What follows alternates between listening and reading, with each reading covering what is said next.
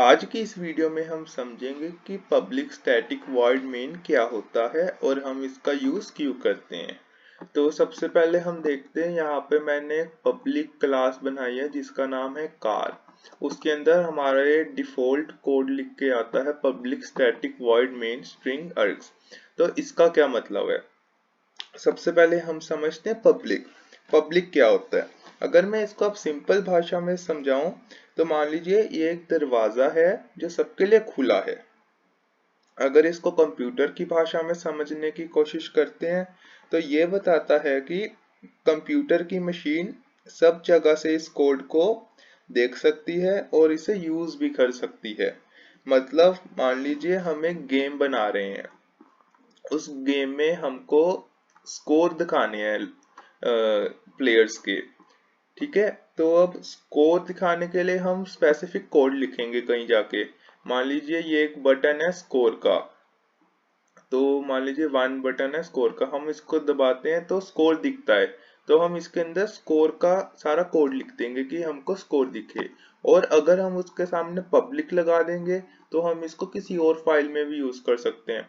मान लीजिए हमने एक और बटन बनाया जिसका नाम है 2। अगर हम चाहते हैं 2 को भी दबा के स्कोर दिखे तो हम पब्लिक ये लाइब्रेरी को यूज करेंगे। तब यहाँ पे काम आता है पब्लिक की, ये पब्लिक है इसलिए वहां पे भी ये यूज हो जाएगा, हमको बारी बारी लिखने की कोड जरूरत नहीं है।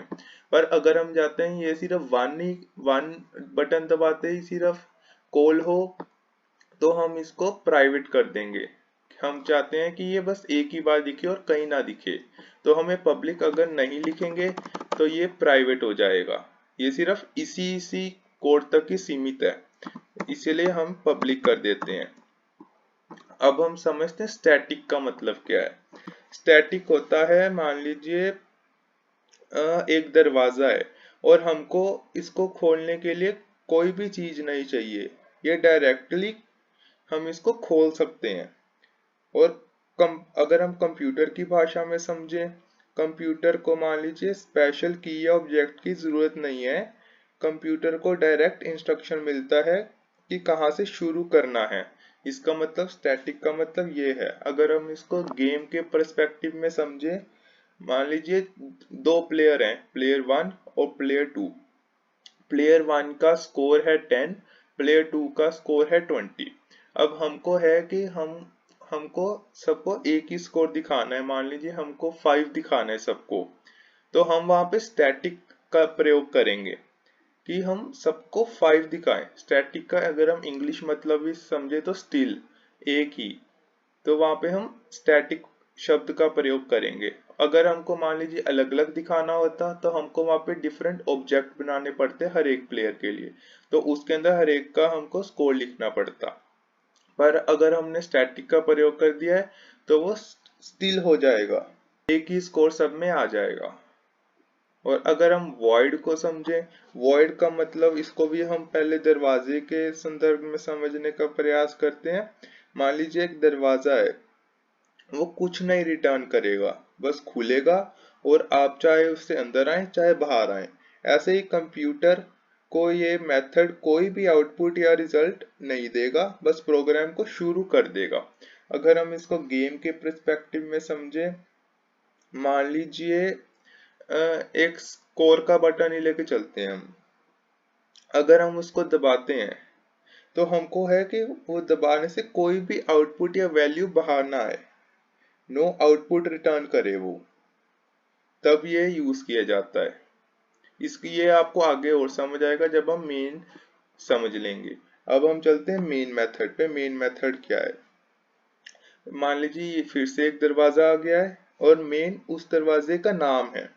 अगर हम इसको कंप्यूटर की भाषा में समझें तो ये एक स्पेसिफिक प्लेस है जहां से एग्जीक्यूशन स्टार्ट होता है। ठीक है, और अगर हम इसको बहुत ही ज्यादा आसान तरीके से समझें, मान लीजिए जेवीएम होता है हमारा जावा वर्चुअल मशीन। इसको अगर हम एक इंजन की तरह लेके चलें तो मेन गाड़ी है, हमारा जेवीएम इंजन है और मेन मेथड हमारा गाड़ी है।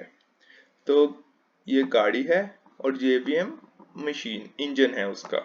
तो सबसे पहले पब्लिक होना चाहिए, ये गाड़ी को पब्लिक होना चाहिए कि हम इसको चला सकें, और स्टैटिक होना चाहिए कि सारा एक ही चीज होना चाहिए, वॉइड होना चाहिए कि ये कुछ रिटर्न ना करता हो। तो हमारी अगर ये तीनों चीज फुलफिल हो रही है तो हमारी ये गाड़ी चल पड़ेगी, हमारा कोड आगे एग्जीक्यूट हो पाएगा। बस आप ये समझिए जो मेन मेथड है इसका काम है कि प्रोग्राम को स्टार्ट करना।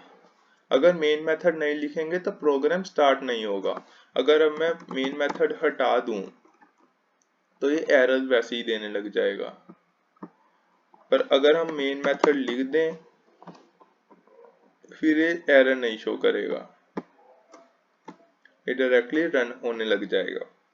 अगर हम स्ट्रिंग्स और अरेज को समझने की कोशिश करते हैं तो हम इसको बहुत ही आसान तरीके से समझ सकते हैं कि बस ये इनपुट स्टोर करने के लिए काम आता है। इसके अंदर इनपुट स्टोर होती है, ये हमको और आगे वाले जब हम प्रोग्राम करेंगे उसके अंदर समझ आएगा। अब हम एक कोड लिख के देखते हैं, साउट कर देते हैं short form system out println की। अब हम यहाँ पे लिख के देखते हैं दिस इज माई कार। अब हमारा मेन मेथड को हमने कॉल किया है। मेन मेथड पहले चेक करेगा पब्लिक है, स्टैटिक है, वॉइड है। जब ये तीनों कंडीशन फुलफिल हो गई है तो हमारी गाड़ी चल पड़ेगी, और हम इसमें जाएंगे फिर ये चेक करेगा सिस्टम आउट प्रिंट। सिस्टम को हम कह रहे हैं कि एक प्रिंट करो स्ट्रिंग जो कि है दिस इज माई कार। अब ये प्रिंट कर देगी, ये चल जाएगा दिस इज माई कार, ये प्रिंट हो गया है। अब मान लीजिए JVM है जो वो गाड़ी का इंजन है और जो मेन है ये गाड़ी है। पहले गाड़ी देखेगी कि गाड़ी पब्लिक है, स्टैटिक है, कोई ऑब्जेक्ट नहीं बनाना पड़ रहा, वॉइड है, कुछ भी वैल्यू रिटर्न नहीं करेगा, और उसके अंदर स्ट्रिंग अर्ग है जो वैल्यू को स्टोर करेगा। जब ये है तो गाड़ी चल जाएगी, फिर गाड़ी जाएगी सिस्टम आउट प्रिंटलन के पास, देखेगी उसके अंदर क्या प्रिंट करवाना है। फिर प्रिंट हम अब करवा के देखते हैं कि ये प्रिंट हो रहा है। ये कभी कभार ऐसे एरर शो करता है, ये एरर ही आई जा रहा है। अच्छा, ये मुझे लगता है जब तक हम सिलेक्ट करके रखते हैं अब नहीं आएगा एरर। हाँ, कार स्टार्टेड सक्सेसफुली।